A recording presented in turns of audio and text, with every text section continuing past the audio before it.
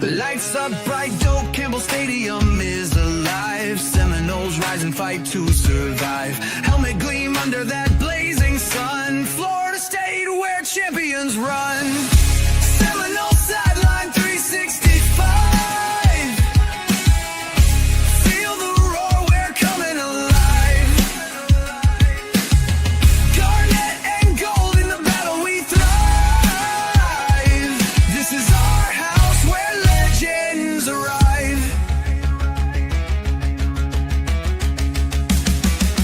Turf torn up under Seminole feet. The war chant pounds to the heart's own beat. Chop through the noise like a storm in the sky. 2025, we reach for the high. Seminole sideline 365. Welcome back to another episode of Seminole Sideline 365. Once again, my name is KB. With me, as always, is the old man, and we got a lot to talk about tonight. Alabama comes to town to Doak Campbell Stadium Saturday afternoon, 3:30 p.m. And yeah, we'll be covering our preview. This is our official preview show for that. So we'll be digging into critical things for Florida State to pull off the upset on Saturday. We'd love to get y'all's thoughts. So if you're watching this live, give us your comments. If you're watching it recorded, leave your comments in the YouTube comment section below. We'll look at those. But yeah, excited to dive into it. Get your thoughts, old man, on what you expect to see on Saturday afternoon. But before we get into that, and as we let people get in here after their dinner or during their dinner, watching us here, anything you'd like to bring up or discuss before we jump into it? Yeah. I'm working on some new equipment tonight, so hopefully that's going to make me feel less anxious. Got a new piece of equipment in to the studio here this week, and so I'm happy about that. It seems to be up and working pretty good at this point. Everybody can hear me okay. You know, there's no way for you and I to have like this balanced meter. I know people sometimes say, I have a loud voice, so I'm going to try to moderate that down, but you can hear me okay. I can hear you okay, so that's a good thing.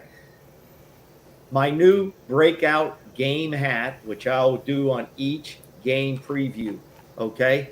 And here it is. Let me explain to you first. This is new to me, folks. I have not seen this. I have no clue. Okay. My college game day hat. Now, guess who's on this? Autograph. I was on stage and I went up and they had this little setup, and this was the real crew. This is the guys.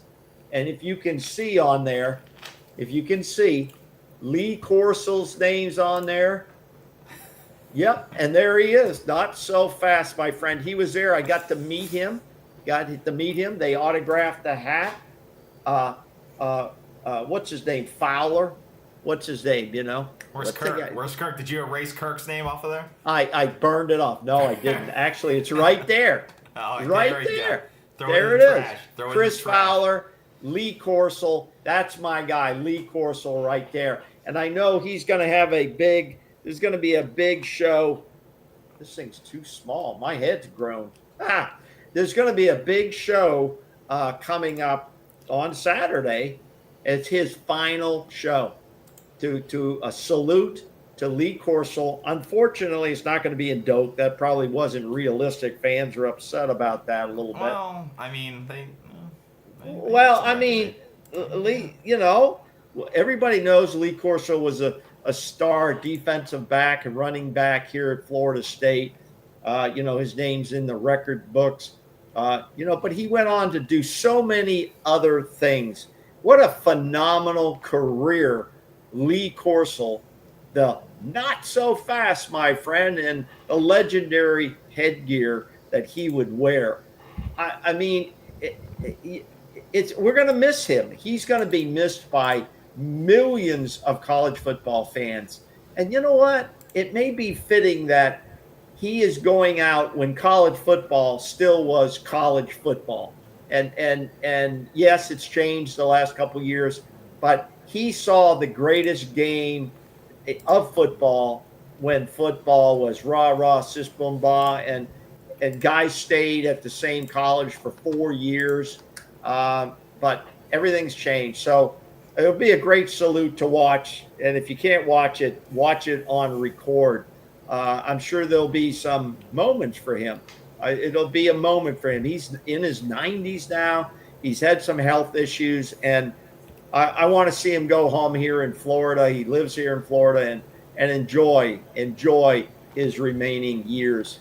And it'll be a wonderful, wonderful thing. But he will be missed. So I'm wearing this game day hat on all of our pregame shows, and I've kept it for many years. I'll be honest with you. Okay, I don't even remember when I got this hat, but it was at Florida State. All right, awesome, great story. Now let's start to jump into it, and let's lay the foundation here for what this game means for both programs, because it is week 1. Number 8 comes to town, but there's major stakes on both sides of this. Obviously, grand opening of the brand new Doak Campbell Stadium, so it's a major thing for the boosters of Florida State, and their unveiling of the modernized stadium experience for Florida State. A new modern experience for the fans. Exactly. So they want to set the stage here of like, this is the expectation of what you should get at a major college program like Florida State, setting the stage for recruits. Florida State obviously has a major list of major recruits. Like 100. Like 100. And they want to, showcase that to them, make them have a great experience, make their parents have an amazing experience at the game, and as well as recruit more boosters. They want future boosters to invest even more money into the program, make them have a great experience. So that is one thing to take into consideration. How do the lights work when they come in? Does the food great? Does the video boards all work? Because remember last year, everyone was complaining about the DJ and how I remember that for last horrible. year. The football was bad, but the DJ was bad. So that that's not as important. But these things do matter because it takes money to build new stadium. It takes money to renovate stadium. It takes money to build playoff football only facilities. So this is a big deal for this new stadium or renovated stadium to be opening, because they're going to be recruiting even more money on Saturday. Can I make a quick comment? Sure. I heard this. I listened to the Peter Collins interview. He's the chief of the boosters. A very powerful position. Actually, it's a volunteer position. He doesn't get paid.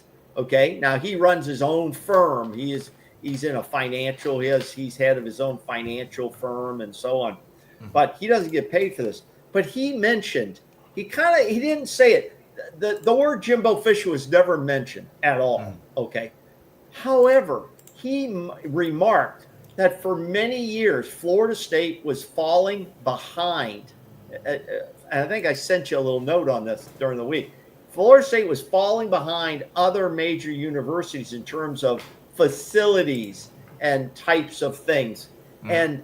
And it kind of hit me that this is what Jimbo Fisher said was one of the reasons that he did leave Florida State, is because they weren't taking actions. And Peter Collins basically talked about the lack of actions by previous administrators, previous ADs, and previous presidents of the university. I thought it was very interesting, KB, that it kind of justifies whether you like him or not. I don't really give a damn. Yeah. But he because Jimbo Fisher was saying that, and so I thought a lot, maybe there's some truth to that. Yeah, no, I think that's true, and I think that's, like you said, why they continue to invest and they continue to modernize everything, and I think it's gotten a lot better since I think my last game was 7 to 10 years ago, and it's probably maybe around 5 to 7 years ago.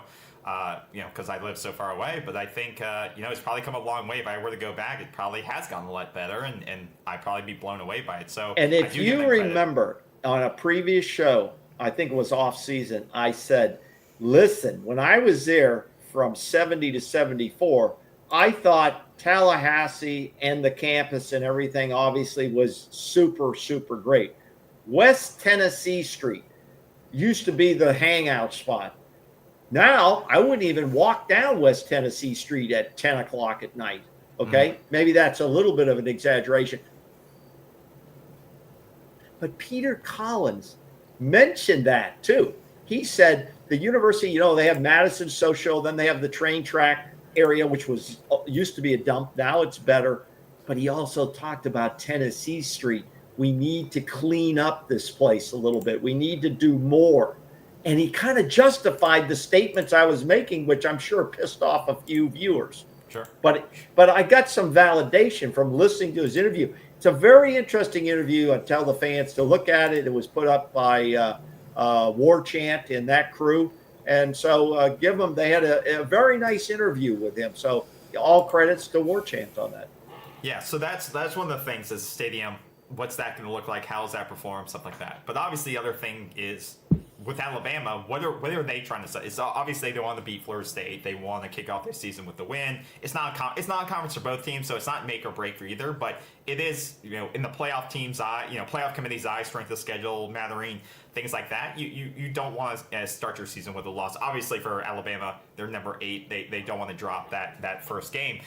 But for Kalen DeBoer, he didn't have an amazing first season at Alabama, and we know the standards at Alabama are similar to what Florida State fans have for a program like Florida State. Winning 8 or 9 games is not the standard for a program like Alabama, especially coming off of a coach like Nick Saban. Alabama went 9-4, 5-3 in the SEC. That's not going to cut it. That is not to cut it, and I know a lot of Alabama fans weren't necessarily sold on Kalen DeBoer. If we remember back a couple of years ago, we thought potentially Mike Norvell coming off the 10-win season could have been going to Alabama last year. We come a long way of who was going to replace Nick Saban. It becomes Kalen, and they kind of in their eyes I think have a average plus to good season, but not the typical seasons they're used to in terms of they had a transition season. So they're trying to kick off the season on a high note and start catapulting themselves to proving that they can be dominant and they can really compete in the playoffs in a major way this season. Now they're going through transitions. We'll talk some of those. Quarterback transition. Kind of major pieces because obviously they did have a couple of players go through the draft. But they are really trying to prove that. And Kalen DeBoer wants to prove that he can go on the road and knock off a program like Florida State, no matter what kind of season we're coming off of. And then obviously the storyline too is Florida State coming off 2-10. Mark Norvell trying to kind of save his legacy in the program and trying to say that was a one-off thing. It's a transition for us. We have a new coaching staff. We have a new quarterback. We have all these new pieces, right? We've rehauled the roster. We've rehauled the philosophy. We've rehauled our entire staff. And this is it. I've made the corrections, and we're able to knock off a top 10 team in our new stadium, and this is the new standard of this program.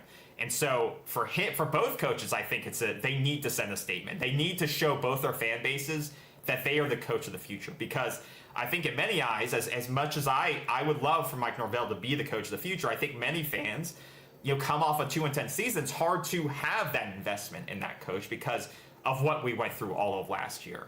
One of the worst seasons in the history of this program. So both coaches need to go out there and win this game to set a standard and convince their fans to invest back into the team again and back in the program again.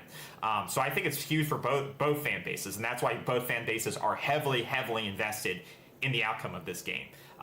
Both heavily invested in a win. It's not good enough just to fight hard and keep it close. I think both teams heavily need a major win, convincing win in this game. So now, anything you disagree with those storylines heading into the game? Are there any other overarching storylines you think going into this game? Not so fast, my friend.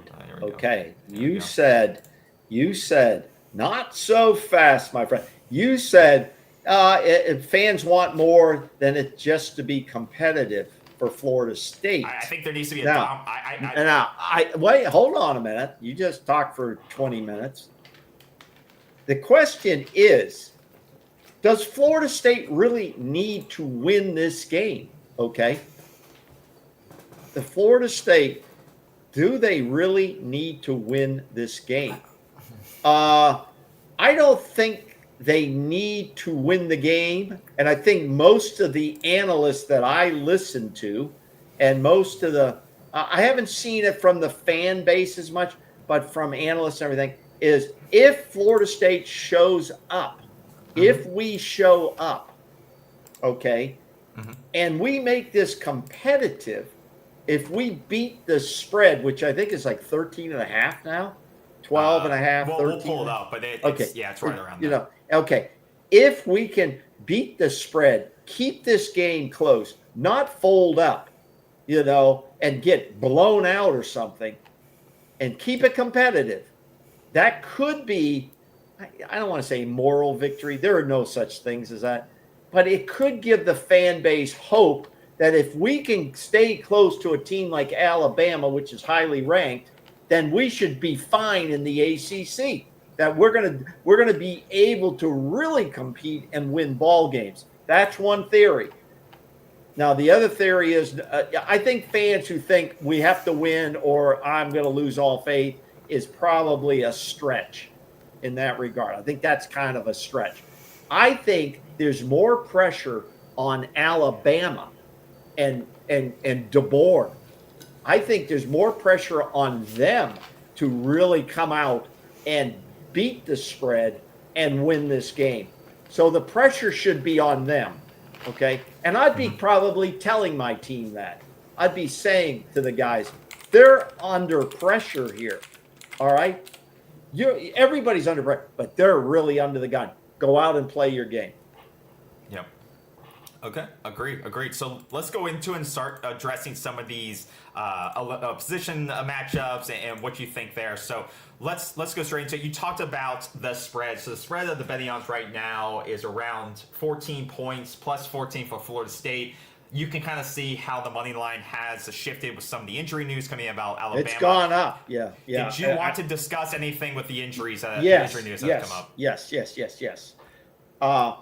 Here's the major injuries for Alabama coming into this game. And I'd say they're major, okay? Yeah. Because it involves key guys on offense and a key guy on defense. First of all, let's talk about the defense. A team captain, a defensive lineman who's like 325 pounds. He's got a hell of a good reputation. He's a real dog, a big dog. Tim Kean the third. Tim Kean the third. He is out for an extended period of time, and it probably will last longer than this game. Now, with him out, they've got to backfill that, of course, and we're going to see some young guys in there rotating. Yep. Okay, they're going to have to test the waters on their backups here. This guy's a stud, and that's going to take a little bit of pressure off the middle of our defense, offense of line, which is we need because we have a whole new built offensive line. The second one is an offensive lineman, a guard, okay, and that's Jaden Roberts, okay. He is unknown at this point coming into the game. He's kind of inconclusive, question mark. I doubt he's going to be effective in this game. He's got some kind of a leg injury, and it looks like he'll be doubtful to play. That means, again, they're going to have to plug and play some young guys in there. And so I expect we might be able to exploit that by our defensive line. And then the big one, their running back, the number one running back who they expected a lot out of, Jam Miller. We've talked about Jam Miller. He's out as well. So given that, that should give us some advantages here to keep this competitive. Absolutely. So yeah, those injuries, like you said, I think are pretty significant, especially for Alabama. I think for the Florida State side, like you said, not as big. You talked about Wynn is a rotational backup. Not as much expected of him yet, other than kind of added depth. I don't even think Kevin Wynn's going to play. I heard he's out. But that's what I'm saying. I think that loss is not as significant as many of the injuries are. And I think KJ Sampson, is he even on the roster anymore? Yes, he's on the roster. Is he hurt? You don't hear anything about him. Yeah, the other one is the linebacker for Florida State. I don't know if you mentioned it. the kid from North Carolina. So Lavelle, he's banged up. So, and he's still coming off the injury from last year. So he's likely out for a couple of weeks still. That just helps. I don't think he was going to and we talked about it in one of the preview shows for the season. We didn't expect him to be a major contributor right away. But he's likely. I don't think they've said it, but he's going to be out. But he's not in the too deep for the linebacking position room yet, and he would just be kind of a rotational guy, if anything, if he competes this season. So not a big loss there as of yet. So like you said, I think Florida State comes in fairly healthy right now when you look at the roster, and Alabama's reeling a little bit in terms of what you look at their roster and who they're missing. But when you do look at who they have and who they bolster, they are still extremely dangerous. When you look at guys like Ryan Williams and their offensive line and who they bring back there and the stalwarts on that side, that is one thing, though, I will talk about. And when we compare offensive lines, obviously we've gone in on what we think of the offensive line for Florida State, and I think that'll be one of the things to watch is how do both offensive lines compete. We've talked about the additions of Gunnar Hansen and Pettibon and Adrian Medley and Pettis. You get a bunch of these SEC guys, who have experience for Florida State now. You get one of the top rated centers in the ACC, Pettibon from Wake Forest, and you can see some of the grades, the PFF grades here now of those guys up on the screen. How are they going to hold up against a pretty good defensive line that's missing a guy or two for Alabama? How are they going to compete against those guys? I think if we were talking about last season's offensive line, I'd be pretty scared. But I think this offensive line shouldn't crumble right away. I think this offensive line, if healthy, what you see here, if it's Pettibon, Leonard, Medley, and Pettis, I think you're going to have a decent shot of giving Castellanos in this run game a chance to move the offense. This should not be an overwhelming collapse of an offensive line come Saturday.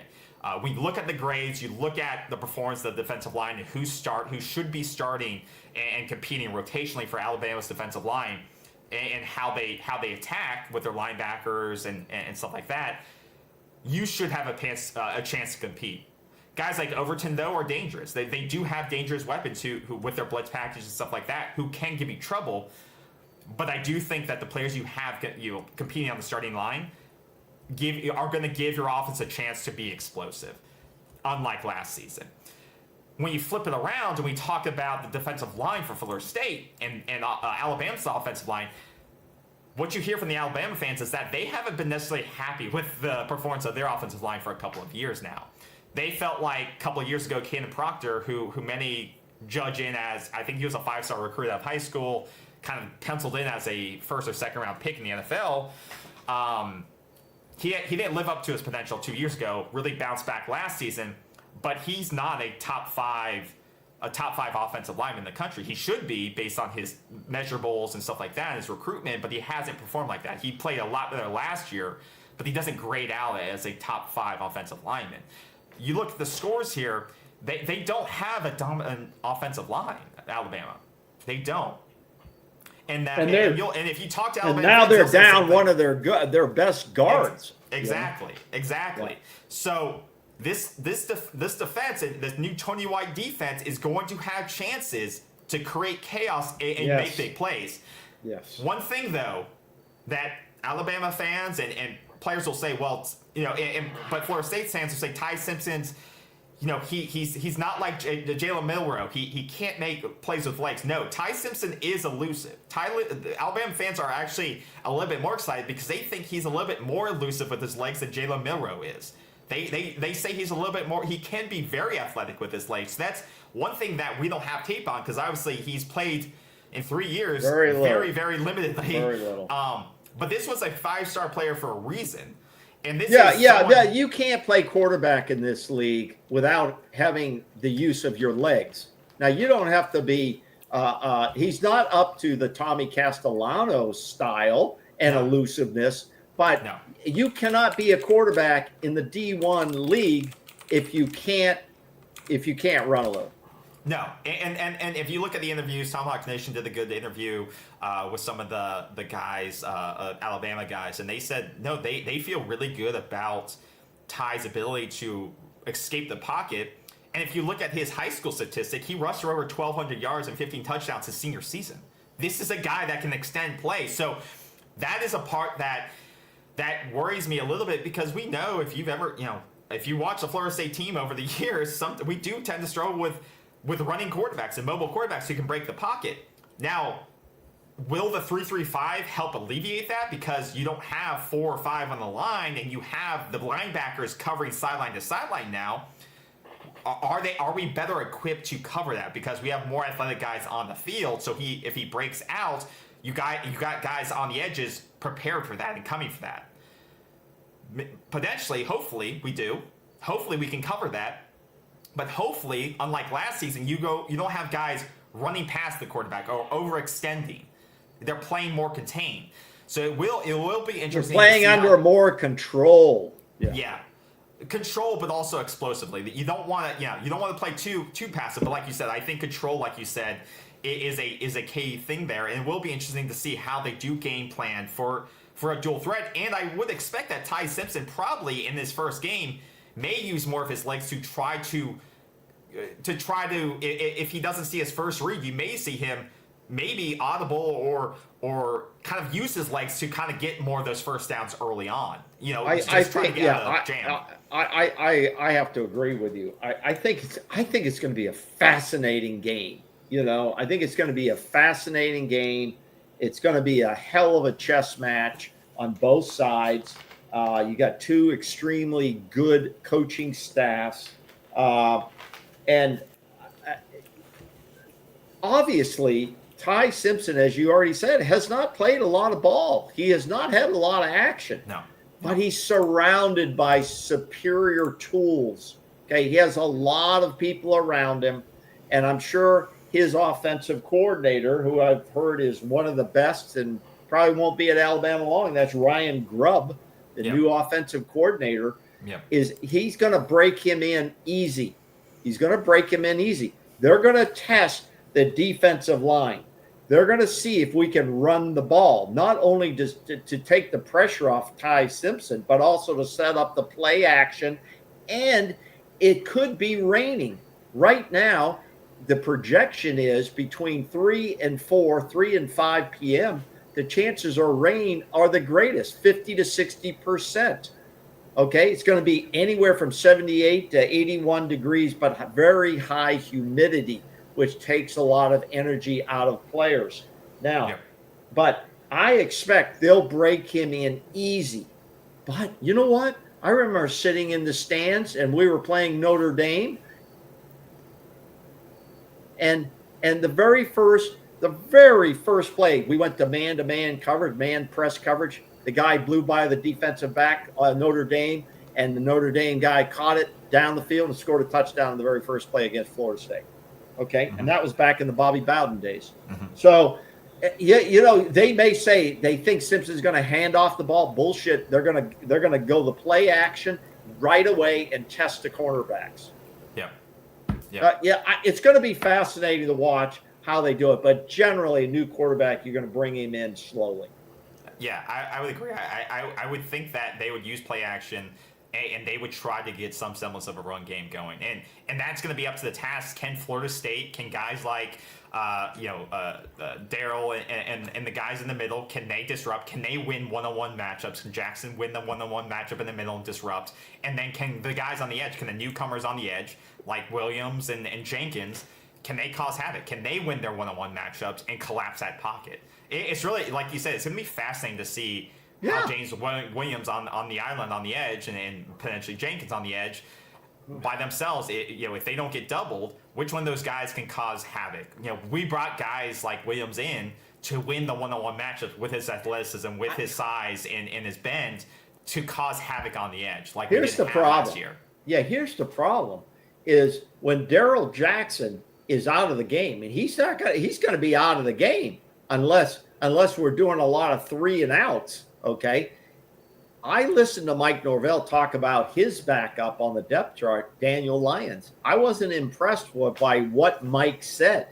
Okay. Mike was saying he was injured. He was out of the spring a lot. Summer, he didn't do a lot. He came into fall camp. The way Mike was trying to say it is the guy wasn't in the best shape of his life, and he's just now kind of working himself into it.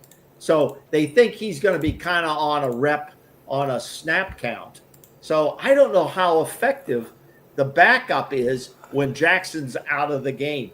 And we don't know how, to be honest, I don't know how effective Jackson's going to be. Jackson, as I've said, hasn't proven himself to anybody yet, much less NFL scouts. He doesn't have to prove himself to us. He's proving himself now. This is a huge money game for Darrell Jackson and others.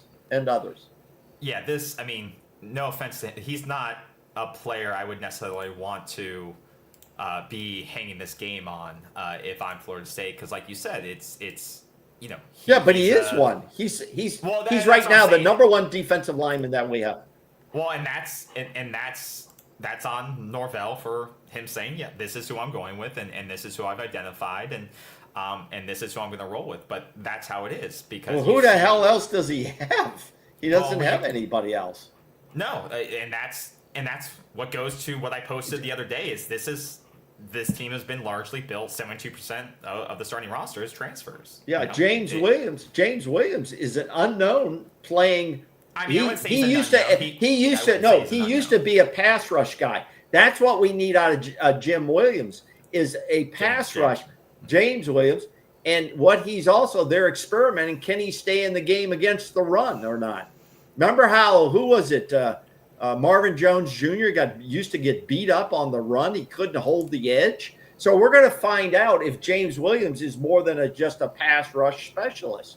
Okay, it's going to be 3-3-5 is a little bit different than well, 3-4. you know what? They're still going to run at him. 4 run down linemen. We know with the 3-3-5, it's going to be a little bit more susceptible, and it's going to be on the jack and in the middle to be more of a run stopper. Like whoever's playing that, whether it's Omar or whoever's going to be that. They can't have missed tackles. They cannot be missed tackles. And they have to identify and act quickly. They have to attack quickly, and that captain in the middle has to be able to call it out quickly, and they have to attack the ball and wrap up. It's on the run defense in the 3-3-5. You can't make a lot of mistakes. You have to attack quickly with and those you have to players. tackle in space one-on-one. You have to do that too. Okay, help is coming, but you gotta hold that guy up. You gotta hold him up. And you kind of touched on it too. I think when you look at the offensive weapons, obviously we talked about Ryan Williams being a great offensive weapon for Ty Simpson. Right. Isaiah Horton comes over from Miami. Yeah. He's a decent weapon. And they got a guy named Bernard too. Yeah, so he's got. It's not like Ty Simpson's coming into a receiver room that doesn't have players. But I would say neither is Castellanos. When you look on the other side of the ball, I think Alabama has a slight edge in the receiving weapons. But Squirrel White 2 years ago lit up Alabama. He had 111 yards, a touchdown or two, lit up Alabama a couple years ago when he was fully healthy. Deuce Robinson, once again, is trying to really emerge as a primary receiver after having a good season last year at USC. And then Javion Boggs is the true freshman getting a nod at that third receiver spot. We'll see if the depth chart, we're looking at the depth chart and we'll see if that actually comes true. I forget which team this week actually, didn't even release the depth chart. And so, we have to take these depth charts with a grain of salt. But if Javion Boggs gets out there, he's going to have a real opportunity to showcase what he did. He already had over 2,000 yards his senior season, I believe, in high school. So they believe in him. Mike Norvell's believing in him. And he's must shown something in fall camp to get that nod. So it'll be interesting to see what Castellanos in this offense can do with the weapons around him. And then Pittman, like we talked about in the last show, he brings a ton of experience working with Gus Malzahn at UCF and Castellanos and being put in there. So I think both teams I wouldn't expect this to be like this drudge match of it's 10 points or 3 points at halftime. I think both teams, even though there's new offensive coordinators, there's new players at quarterback, there's some new weapons on the receiving side, there's a lot of experience when you talk about the guys receiving the football, the quarterbacks. The quarterbacks in turn is Castellanos, but there's a lot of guys with experience around these guys, and I wouldn't expect this to be some like a struggle for either offense to get going, in my opinion, other than there being opposing defenses that have skilled players too. But I expect Florida State, in my eyes, to be able to come out and move the football. Now, can they execute in the red zone? That's something that may become a struggle, because we've seen it in past seasons where sometimes it's hard for them to, when it gets inside the 25, that's when things get obviously tougher, because there's less field to spread the ball on and things get condensed. That's where I could see Florida State struggle to get the 7 points when they need it and have to go for 3. Whereas Alabama, with the experience with some more experience in doing it and maybe an edge on the offensive line versus a Florida State, they may be able to establish a run fast better and punch it in for 7. So that will be, I believe, one of the key points is who can execute in the red zone more efficient across 4 quarters, and who gets the run game established faster. Which of the 2 teams, in your opinion, do you think will get the run game established in this football game? Will it be Florida State, or do you think Alabama? I'm thinking Alabama will initially get their running game going, but I hope it's not on the first time they handle the ball and they take it 70 yards and they put up a score. Okay, that would be very deflating to your defense and very exhausting to your defense on the first drive. That is not what I want to see. But I don't rule out Florida State doing it. I think they're going to be able to put up some points. I really believe that. I don't think Alabama is the dominant team. A lot goes with the name when they come in, and they've got a lot of 4- and 5-star guys, which Florida State doesn't have. Mm-hmm. However, I do believe Florida State it has the offense to score points, and I think it's going to be very interesting. The weather, as I just put up, a note. Weather, advantage to whom? If it's raining and it's slick, first of all, I wonder if the team even practiced with wet balls this week. I really do. I would think they would spend a few minutes on wet balls, with the running backs and the quarterbacks and the receivers, obviously. Yeah. Who gets the advantage of that? I heard an analyst talking today that the advantage would go to Florida State being at home. That would be helpful to the run game of Gus Malzahn. So I don't know, though. If it turns sloppy, how many turnovers are going to emerge from that? Punt returns.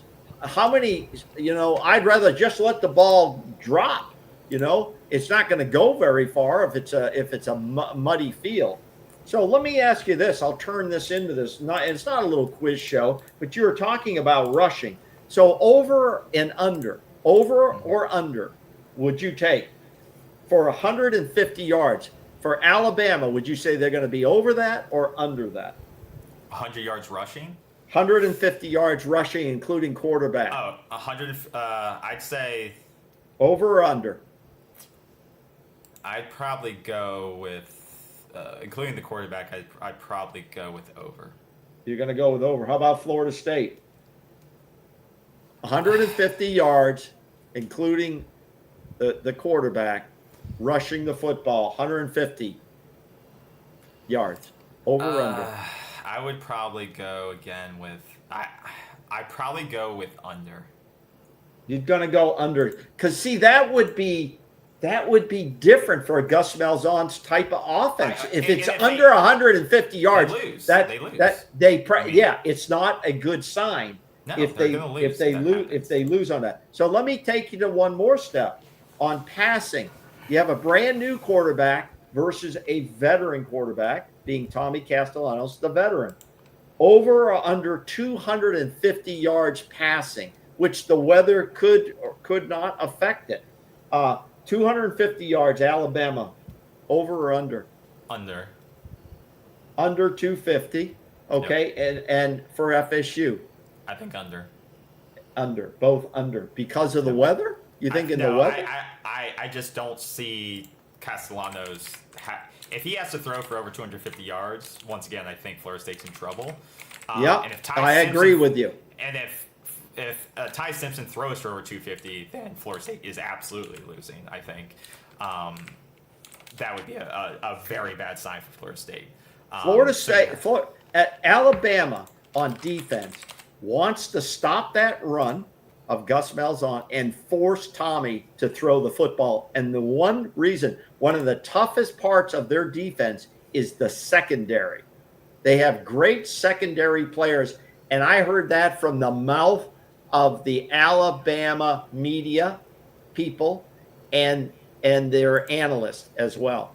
Yeah. Probably the strongest part of their defense is in the secondary. So if they can force the pass, they believe they can force him to make mistakes and perhaps get 2 to 3 interceptions, turnovers. Yeah, between some of their linebackers and, like you said, their secondary, I think that's where they're going to have the edge on Florida State. And like you said, you don't want to be having to try to force it deep on them. And when you look at the stats of Tommy, every game where he had to throw 250 plus or even 200 yards plus, that they lost at Boston College. Like it kind of was a correlation when you couldn't have a balanced running game, or when he wasn't able to pick up yards with his legs and kind of balance it out. When he was forced to throw it 20 plus times, and get high volume with his arm, he ended up losing those games. Even when he beat Florida State. It was efficiency with his arm, with his legs, and then with their running game is how they beat Florida State. So I believe Tommy's going to have to, if he sees an opening, he can get 4, 5, 6 yards. He's got to take that. Because Florida State needs to manage the ball and manage the clock as well. They don't want to get into a shootout, I think, here with Alabama. Now, the other thing is that I heard on the Alabama side of things is their pass rush is yet unproven, okay? Mm-hmm. I believe they'll have a decent pass rush, but we have an offensive line that got a lot of experience, but is also unproven playing together. So that is going to be another dynamic of who dominates that line of scrimmage. I got to believe that Alabama is going to have quarterback pressures. I don't know how many sacks they may have, but they're going to have quarterback pressures. And how Tommy handles that is going to be critical to the outcome of this game. Well, and with that point, like you said, I think it's, like you said, I think it goes both ways. I don't expect Alabama shouldn't dominate our offensive line. And I don't think our offensive line is going to dominate the Alabama defensive line. I think it will kind of be a pause in the middle, and it'll be who can make a big play on either side every other down or somewhere in between on each drive and take advantage of a mistake by one or the other. But it will be also, how does Tommy manage when a pressure does happen? Does he force it? Does he just, take the sack and live for another down or live for another drive? Because we've had quarterbacks where they force it and it's an interception, and then the field turns over and then you leave your defense with 25 yards between them and the end zone, and they're screwed. So what kind of mindset is Tommy in? What are they coaching him and say it's okay to take a sack? It's okay, our defense can let's punt it and defend, right? It doesn't there doesn't have to be a big play every single drive. We don't have to score every single drive. Right. Live to have another drive, right? This is a big game. And yards matter. Play positioning matters on the field.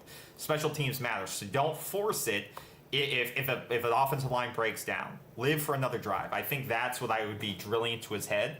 That it's not going to be a perfect game, and you don't have to be perfect. It's not all on your shoulders. Things are going to be broken in. You're learning your receivers in real game action. So it'll be very interesting to see how he reacts to chaos. Because we see him on the field. He wants to, he can move and he can work in chaos. And we've had quarterbacks like that. But sometimes they try to do too much with their legs and they don't just throw it away or get out of bounds. My fear is like yours, that Tommy, who's taken over this team, okay, he's the leader. He's really the leader of this team. is going to, and he feels he's got to prove something to the country, to the scouts, and to everybody else. He knows this is the most important game of his career. And if he can pull off a victory here, if he can pull off a victory, and it could be a competitive loss, 3 points or 1 point, and he is going to get a lot of national attention if he has that type of game, as well as the rest of the Florida State team. Okay, but I believe he feels he's going to have to do things. So hopefully the coaching staff says, no, we've got other playmakers. Just get them the ball. Okay. On little swing passes, you can't miss a guy. Okay. Get the ball to the players. Let them make it. I believe Florida State does have some good athletes here, and they can do some damage. And we need to let them play. No one player is going to win or lose a football game. Correct. But if one player is going to do it, it could be a quarterback. Because they touch the ball on every possession. Yeah, and I think Saturday will be interesting to see what Tommy Castellanos we get. Do we get the 2023 version of him? Do we get the 2024? Do we get the 2022 version? Because he's gone through many different versions of himself, and I think that's based on the coaching philosophy he's had, from Bill O'Brien to Gus Malzahn to, he's had different coaches, obviously, and it'll be interesting to see how he's matured, how he's developed. I think we're going to get the best Tommy Castellanos can be, okay, in his head. He is coming in well prepared for this window of opportunity. Now, how it turns out, how he does things, I think he's going to come in fully prepared. The execution phase, there's two different elements there. But I'm hoping he will have the game of his life, which will keep Florida State in this game. And as I predicted, I think last week, we win it. We win it with a last-second field goal. So that's the game I want him to have. Not too many turnovers. Can't have a lot of turnovers. Could he have a fumble where he gets hit, or could he have an interception? Probably. I'd be shocked if he doesn't. Yeah, and last year, I wouldn't say last year his issue was interceptions. I'm not worried about that. Yeah, I think, like you said, it's just that's a different team. And, different team, different year. This is a he was pressured a shit ton last year. So it's not like he's not used to being in a clean pocket. So it's not like he was coming from Clemson or Ohio State. And Alabama has a ton of tape on him, and they're probably going to put a spy. I suspect they will employ an extra, like a nickel or somebody, to be a spy who can run. Now, you can't just put a linebacker out there who's not as agile. You need a guy who can run and who has quickness and who can take a quarterback down. Tommy's not a big guy. So it's not a matter he's going to run over you. It's a matter of, can you catch up with him? Or does he peel off 6-7 yards? 6-7 yards is a good gain. Take it and get down. And hopefully he knows how to get out of bounds and get down. Okay? Absolutely. Very important. Very important. He must stay in the game. He must stay in the game for Florida State to be competitive or to win the game. Yeah, absolutely. And, talking about offensive weapons one more time, obviously it'll be big to see. Lorraine McCoy was the other one who's going to be out, which I didn't expect him to have a major impact in this game necessarily. It does just thin out some of the receiver depth that you have there, but I don't think, like I said, I was expecting a big game out of him. But it'll be interesting to watch the matchup of Robinson, Squirrel White, and Javian Boggs against Ryan Williams and Jeremy Bernard and Isaiah Horton, because I do think it'll be interesting to see how specifically, I think we talked about Alabama's defensive backs, but how the Florida State defensive backs, because I think that while we said it isn't a question mark as much for Alabama, I think this will be an interesting game to see how far the Florida State defensive backs have progressed, because I do think it is a question mark for Florida State's the Florida State football team this year is we lost. We've talked about who we've lost in defensive backs: Azaria Thomas, and Azaria Thomas and the kid who transferred, who got picked up by the Commanders. I'm forgetting his name. But this is a rebuilt kind of defensive back with a lot of young guys who are returning, who are finally getting playing time, who are competing for spots. Hell, we got walk-ons who are now secondary backups who are probably going to get playing time now. Yeah. So this is going to be an interesting game for this team, and for this defensive back core who is going against like some premier running backs. Some people say Ryan Williams was a little bit overhyped. He had a big first half of the season last year, but regardless, the guy's talented, regardless of what you say with him, and he should be a year stronger and better. And they brought in some transfers who could play. We know Isaiah Horton can play. We saw him at Miami. He had 700 yards plus. Yeah. So I'm really, that is a position group I do also want to watch and see how they react. And I also want to see what the rotation looks like. How deep does that defensive backfield go? Between Tony White and the staff, like who do they trust of that group? I think it's going to be a small number. You think it's going to be a small number? Yeah, I think it's going to be a small number. They're not going to just keep throwing players out there depending on injuries and exhaustion issues. I think this coaching staff is all about the NFL model, which is you're not rotating guys unless you really have to rotate them. Okay. Yeah. So you don't. I mean, you see like kind of what we discussed. You'll see obviously Little out there in his position, Jabril Brawls. I think they're going to be on the field unless they need a breather. Yeah. They're not playing well, or they need a breather, and then their backup will go in. Yeah. This coaching staff is a too deep type of coaching staff. Okay, on both sides. This is what the NFL's about. How many guys do you see play in the NFL? You just don't see it. Okay, you got to be. This group does scare me. I mean, Ashland Barker, Jabril. I mean, we didn't see a ton of. I don't feel like we saw a ton of these guys. And you don't hear much about Shaheem Brown. He's a backup now to Barker. He's not even listed on the, Yeah, he is. Yeah, he is. Is he on the too deep? Yeah, he's on one of the safety. He's backing up Barker. Oh yeah, you're right. He's backing up Barker. You're right. Yeah. So a senior's backing up the junior. Yeah, and then Edwin Joseph. I heard him in some comments. He's very confident going into the game. He's right behind KJ Kirkland. Yeah. So I would expect to see him. Jerry Wilson's the guy. Hopefully we don't have to worry about. He's your star transfer. He hopefully is locking down the field. I'm probably not going to go after him if I'm Alabama. Why am I going to go after him? Okay. Well, I don't know, and like I said, I'm not an expert on this defense, but I don't know how they'll operate, how they'll use Jerry. Is he going to be, is he going to take one side of the field? Can he spy on a guy like Ryan? But like you said, Alabama has enough weapons where you can't just put Jerry on one guy, so he'll be covering, I guess, that zone of the field. Why couldn't Jerry just be the press cover guy? Like you said, I agree. You're going to need him to lock down the side of the field, essentially. Jerry wants to show he can play press coverage for the next level. This is the game to do it on. This is the game you want to see Jerry against Ryan Williams. Yeah. Not even Ryan Williams. I just think whoever's in this I would put Jerry. Yeah, I would put. Well, he'll switch sides.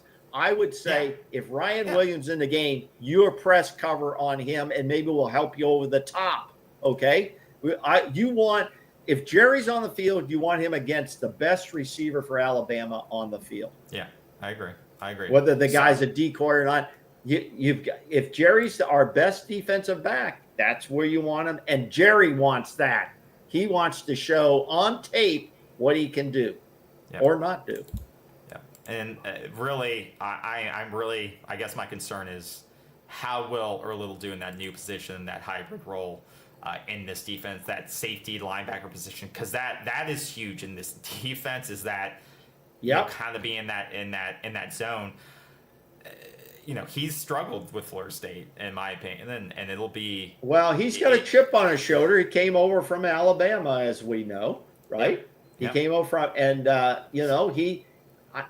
I've heard good things about him. I mean, if you listen to Mike Norvell, which is very difficult to listen to Mike Norvell. I'm sorry, Mike, but it's difficult. everybody's talking Earl Little Jr. Earl Little Jr. This is his year. Okay. He's backed up by Donnie Herbert, The walk on. the walk on. And if he's on the field, they're going to test Donnie. Okay. Donnie's supposed to be a big hitter, but you also got to play pass coverage. Okay. So he'll get tested. These guys are going to get tested. Especially over the middle of the field. That's where Alabama's going to want to attack with their weapons, get into open space, where it's easy to throw the ball typically. I think it'll be very interesting to see how many balls are thrown at Jerry Wilson when the game is done. I think it'll be very interesting. And we'll have those numbers. We'll have those numbers. Good. And so we'll have them. Because you'll know exactly what Alabama was trying to do. I don't think they are. I think they're going to attack her a little over the middle. I think they're going to attack, that soft zone or whoever, because that rover position, they have to use their eyes, they have to use their speed, and they have to impose themselves, be that physical presence in the middle. And if they aren't, if that person is out of place, if they're not seeing the field, if they're not communicating, then it breaks down. So I think they're going to attack Earl Little, and if Earl Little's not in place, if he's not doing his job, he's going to get pulled, and then it's going to be on beyond the walk-on. And if he can't do it, I think it breaks down. So it's going to be, I hope Earl Little steps up. I hope this is the game where he sets the record straight and he says, I'm back here. But it's going to come down, I think, to Earl Little's position in this defense and in that middle of the field, because I think that's where they're going to attack. I think they're going to attack in this middle part of the zone in the 3-3-5. Because I don't think they're going after Jerry Wilson's part of the field, wherever he is in the cornerback position. I just don't think that's going to happen. So I wouldn't. Would you? No. Why would I go after that guy? A top 10 defensive back in the country. That's not where I would start as a brand new quarterback. That's not where I would start. Well, no, and they're not gonna force that issue. That's just stupid. I design plays for the soft middle of the zone. The guy that's struggled. Let me introduce this to you. I listened to a guy. His name is Kyle Henderson, YouTuber, Alabama football guy. Bama. His YouTube is Bama football YouTuber or something like that. I wrote it down. I can't read my notes. Bama football. He did some over and under for this first game. I think you might find interesting. Our viewers might find interesting as well. He said that Ty Simpson will be over 225 yards passing. That Bama's rush will be under 180 yards rushing, under. Mm-hmm. Ryan Williams will be under 120 yards pass catching. FSU's Tommy Castellanos will be over on 1.5 interceptions. He's taking the over on that. And total game points for both teams will be under 50 points for the total in the game. So I thought that was very interesting. He also picks Bama to win 34-13. All right. But he was a very interesting guy. I like doing that. I like looking at the other side. What are we learning there? Football intelligence from the opponent. And but he was very good. He did a very good job, I thought. So any thoughts on that? I mean, I think there's a high chance. There's probably a 50% chance or more that Tommy throws a pick. I wouldn't, like I said, I think he was decent about not throwing picks last year. I mean, he didn't play a full season, but he was 18-5 ratio on TDs to picks. So it wasn't like he was a turnover machine in the time that he played. Fumbles may be more likely to happen than interceptions, but I don't think he forces balls too much. But Alabama's a whole different type of team than he faced last year. Now, in terms of Ryan Williams, and what'd you say, 150 yards receiving? He said Ryan Williams will be under 120 yards receiving.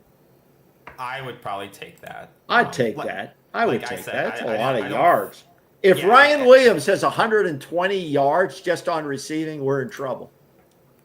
We're in trouble. Oh, yeah, absolutely. If he pops off, we're going to be in. Because they're going to, if they establish that run and they start to play action, this Simpson, the Ty Simpson, he's a good enough quarterback, can eat you up.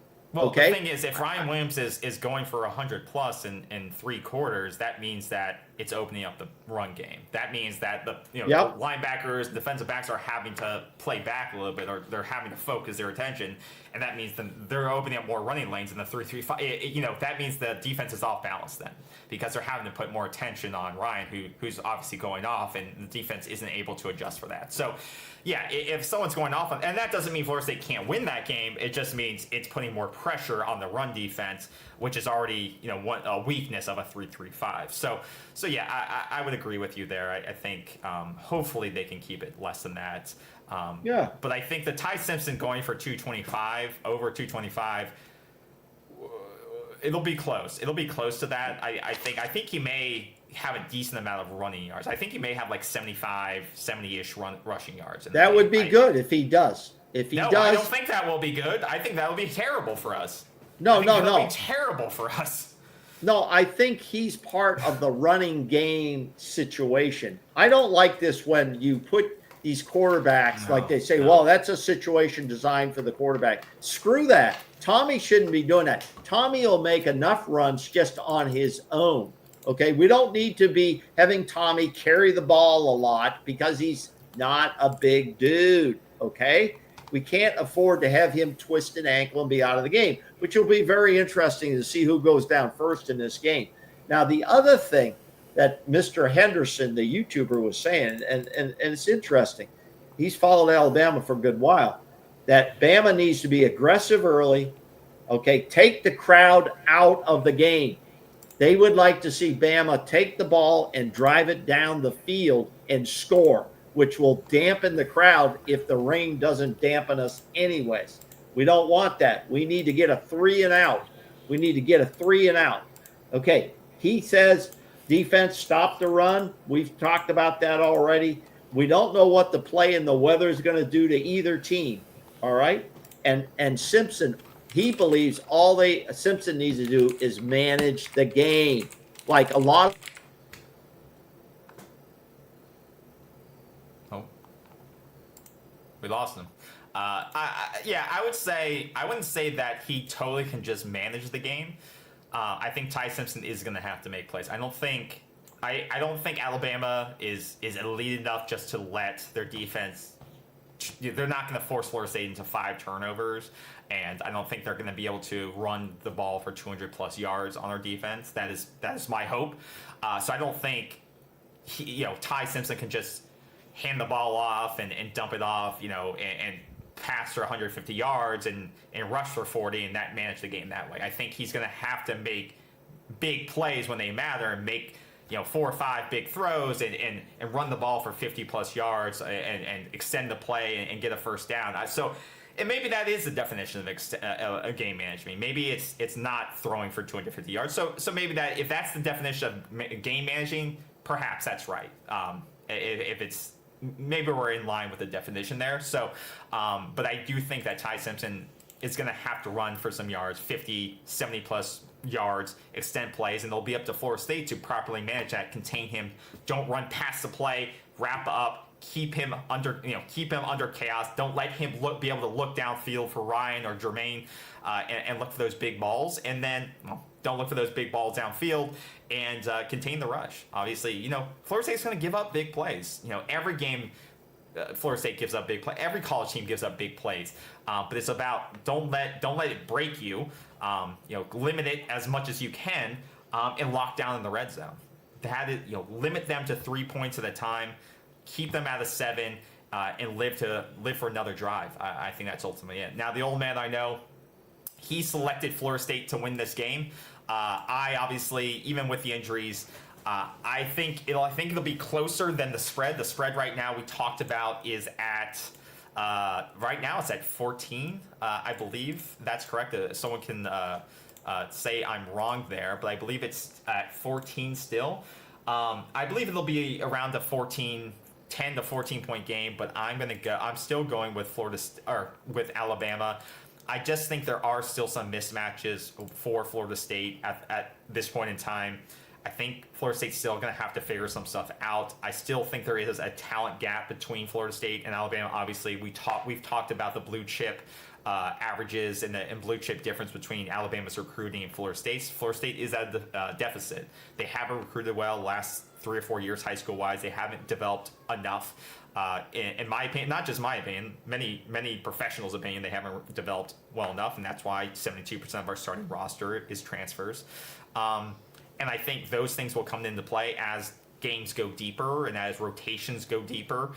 You see a lot of those things. So I think the starting rosters are not that far apart, talent-wise necessarily. They aren't like light years apart. But I think once you get into depth, that's where Florida State starts to feel the pain of not having recruited necessarily well.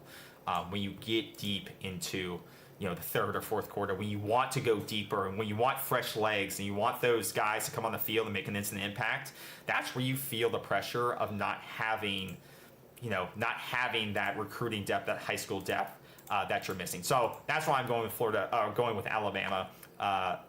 Right, I would say 10 to 14 points. So I'd probably pick Florida State with the 14 points if I was going betting lines, but I think Bama will be the winner in this game just because I think the depth of Alabama will wear down Florida State in the end overall. But I'm hoping for a Florida State win. I would love a Florida State win.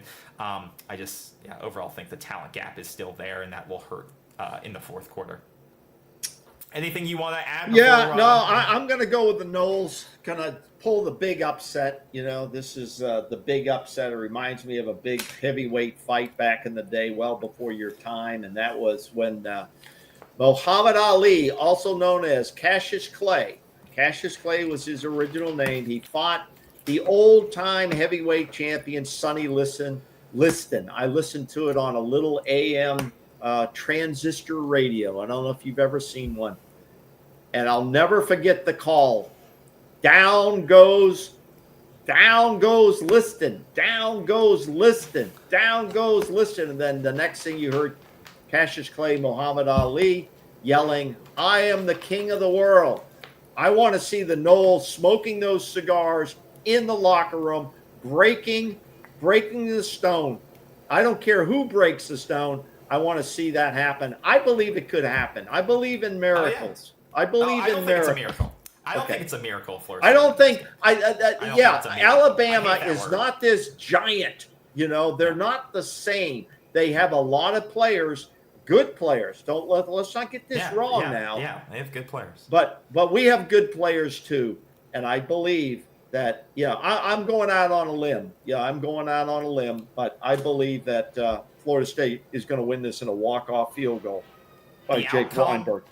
The outcome, the margin of this game will come down to how prepared has Florida State and the staff gotten these players, because this game should not be a blowout. This game should be competitive. The offense should move. The defense should be able to hold Alabama on drives. It's going to come down to player preparation and development. That's what it is. And if you see a team that comes out flat, if you see a team that cannot stop Alabama on drives, if they cannot put up points, you know where to put the blame. Vice versa, if they come in, they're ready to move the ball, they score points, they look fast, they look excited, they look passionate, then you know where to put the credit. That's what it comes down to. You saw an unmotivated team last year that was not prepared, that looked lazy, that looked uninspired, and that was on staff, and that was on the players as well. But it was primarily, I put that on the staff. Let's see if this year, with changes, with new faces, with new leadership, if things have changed and they come out competitive and they look like a new team. Because by many means, it is a new team. New coaches, a lot of new players. And let's see if things have changed, if philosophies have changed, if culture has changed. Because this team never found an identity last year. And let's hopefully in week one they can find one, because they never found one last year. Now, Dagby, one of our loyal viewers, just like Mike, she asked, will Bama take advantage of their strength in this moment to beat FSU?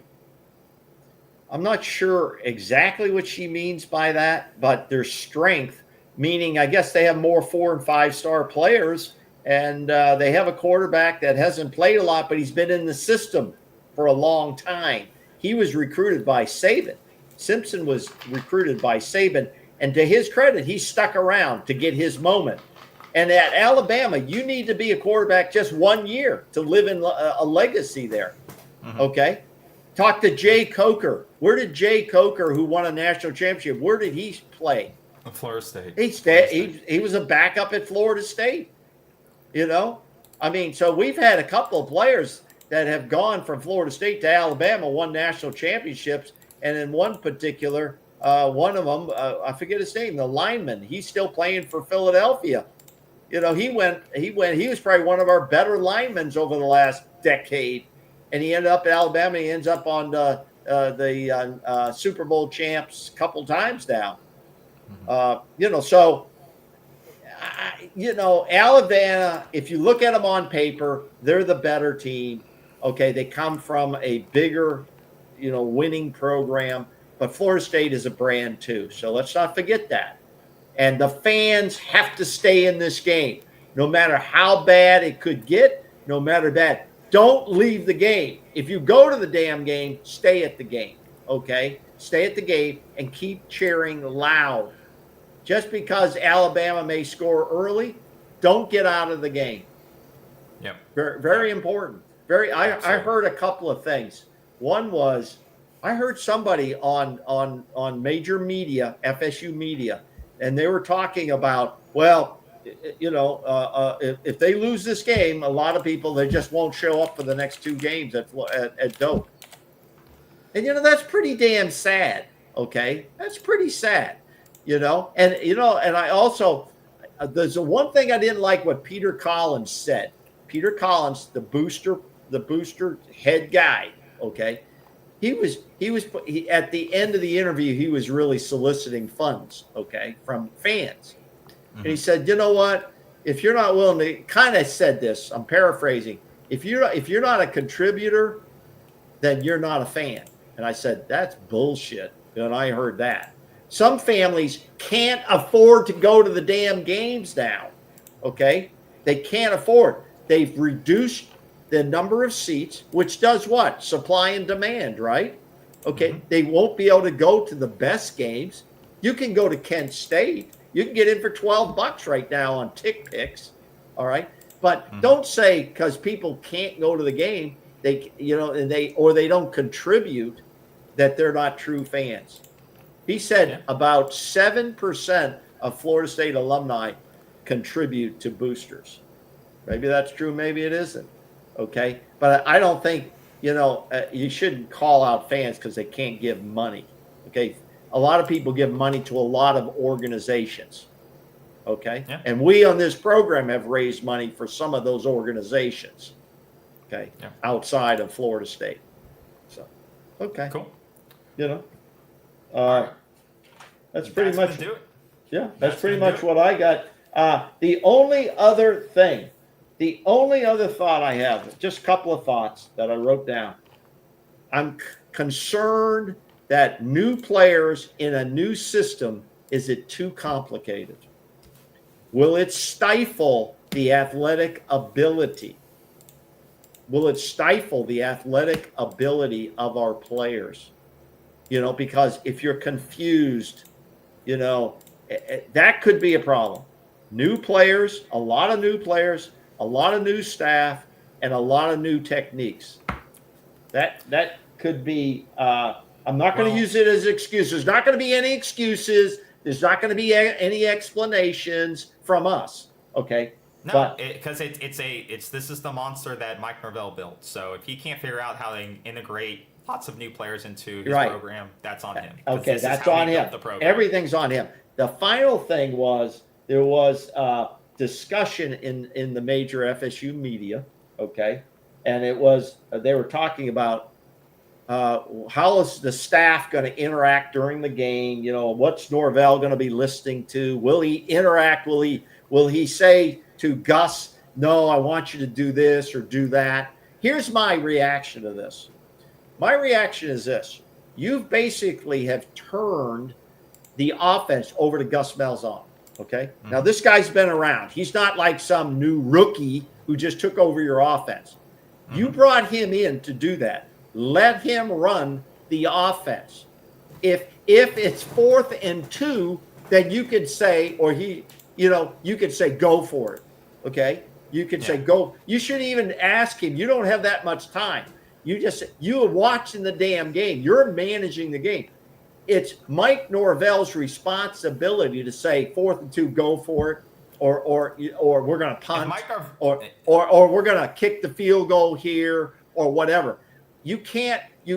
They were talking about, well, they could have an argument. I said, argument, bullshit. You don't have an argument at work, do you, KB, with your boss? The boss says this is the way we're going to go, or you can get up and resign. It's one or the other. But Gus Malzahn, he's the man. He's the director, and you bring in an expert to do what he's brought in to do. Exactly. You don't question and these guys, I think they were filling time, but it kind of got to me a little bit. This is how it's done in any business. And if you don't like the way the head guy is conducting his business, then you can follow his lead or get the hell out. It's one or the other. I don't think it's going to be an issue. I think they were trying to hype this a little bit. And these guys, and I tell you right now, Gus Malzahn knows how to be a follower as well. He knows Mike Norvell is the head guy. Okay, he is the head guy. I remember I once switched jobs, and somebody said to me, well, you're not going to be in the same authority position that you were in. Can you follow? And I said, I don't care about that. You have to know your role. Gus Malzahn knows his role. Tony White knows his role. And Mike knows his role. But what I would say is that, Gus Malzahn said he was going to retire. Essentially, he was retiring until he got the phone call from Mike Norvell. Right. Something tells me that Gus Malzahn wouldn't come out of retirement just to take orders from Mike Norvell. He came out of retirement to say, what do you mean by orders, though? So he wasn't just going to come be a offensive coordinator just taking all the play calls from Mike Norvell. He came in to do what he's an expert at and work for Mike Norvell. But if the role was retire and be a millionaire for the rest of my life, or take orders from Mike Norvell and have the title of offensive coordinator, essentially what Alex Atkins was doing last season. No, he wouldn't have taken Alex Atkins. That thing was a joke. So exactly. That was a joke. So I have to assume that you bring in an expert to do what his expertise entails him to do, is generating and creating an offense that scores points, right, and then conveying that to the head coach. And that's what's going to happen. But Gus Malzahn's not going to say go for it on 4th and 2. You agree? Yes, I would say if he said, he would give his advice to say, Mike, we go for it, and then Mike would say if he would take that advice or not take that advice. Okay, but he's going to consult and get the approval, either approved or rejection. Yes. He's not going to make that. He's not going to make the decision. We're going to go for a field goal, or we're going to go for it at 4th and 2. He's not going to make those decisions. No, but plus we don't need Mike. They have guys giving them metrics on these things. Of course they do. Those type of plays, they're getting the probabilities are being generated before they even get there. So all I'm suggesting is these guys were trying to hype that there could be issues. Okay, why are we still talking about it? There's just bullshit conversation. Merchant has to fill 25 hours a day. So these guys are getting paid a lot of money. I'm talking about the coaching staff. They'll figure it out. They will figure it out. And if they don't, then they'll be fired. It's going to have no impact on the game. It's going to have no impact on the game. I hope it doesn't. It's not going to have any impact on the game. He's an expert to do. So I'm hoping they come. So once again, to wrap it up, hoping the offense comes out as explosive. I hope the defense comes out, shows what it does. I don't expect a perfect game. It's game one. A lot of new players, a lot of new coaches, a lot of new formations coming out. It's not going to be perfect. If it rains, even worse. But I do expect this not to be last year's team. I expect to be more explosive. I expect and hope there to be a lot more passion and a lot more strategy and a lot more intelligence going into the strategy and the preparation for it. And if there's not, and if we're talking about a blowout, then we'll discuss it. But I'm not going in thinking negative like that. I'm going in expecting the best. And if it doesn't happen, then we'll come here again and we'll talk about it and we'll discuss what went wrong and why we think it did. So join us for that. We'll have our post-game show potentially on Saturday after the game, if not Sunday, and we'll discuss the post game. Hopefully it's after a win. Hopefully we're celebrating a huge win for Florida State in this program and getting it back on track. I think it's great if we can do it after the game because the emotions are good. I really do. We do we'll it. Discuss it. We'll discuss it. We'll discuss it. So yeah, join us for that. We'll have it scheduled. You can check it out. Check it out live. We'll do the post game reaction. Hopefully we're celebrating a win. You can join us for that. And we'll break it all down quickly. We won't be on for an hour. We'll just give our instant game reaction to that. And so join us for that. But thank you for joining us tonight. We'll see you all very, very last soon. thing. Give us an update on this USF score. They were beating. The game over? No. They're destroying Boise State. It's almost over from what I see here. Wow. 31-7. Now this is what we're talking about here, KB. Look at that. Boise State was ranked 25th, which doesn't mean a lot, but they have the national reputation. USF is no powerhouse, and they're being destroyed now in Tampa. They're being literally taken apart. And look at the spread. The spread was minus 26.5. Somebody made some big money. That's live. The closing spread was minus 4.5 for Boise State. So they didn't think it would be. They thought it would be close, but they didn't expect UCF to win this. USF. USF. Wow, big win for USF in Tampa. And they have a new coach, I think, too, right?